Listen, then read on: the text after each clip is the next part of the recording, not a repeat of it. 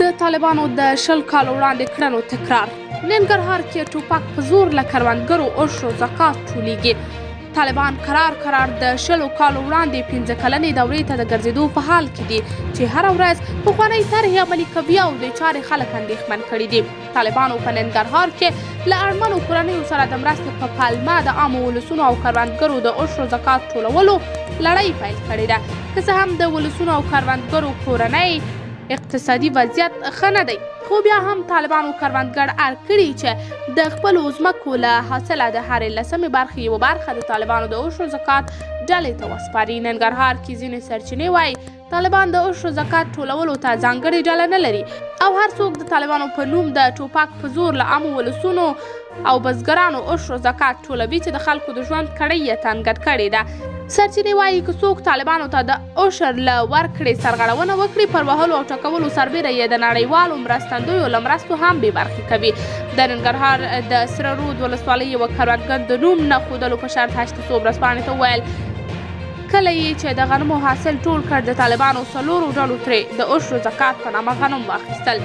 دغه کروندګر 800 ورځپاڼو ته وویل کله مو چې د غنمو حاصلات راټول کړل، سهار شاوخوا 8 بجې وې د طالبانو 15 کسان راغلل او له موږه یې په عشر زکات کې غنم واخیستل. اول خو دا ډله راغله، وسلې ورسره وې، پګړۍ یې تړلې وې، د عشر زکات غنم یې راڅخه واخیستل.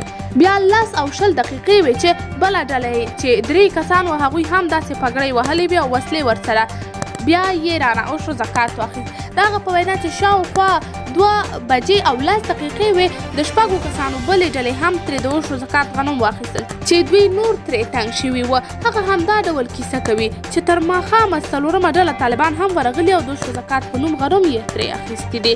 د دغه کروندګر په خبره چې څو ځله یې ورته د طالبانو په نوم د عشر زکات دغه ډلو په اړه ویلي چې په یوه ورځ یې 3 ځله عشر زکات ورکړی، خو بیا یې هم ورسره نه ده منلې او زکات یې ترې اخیستی.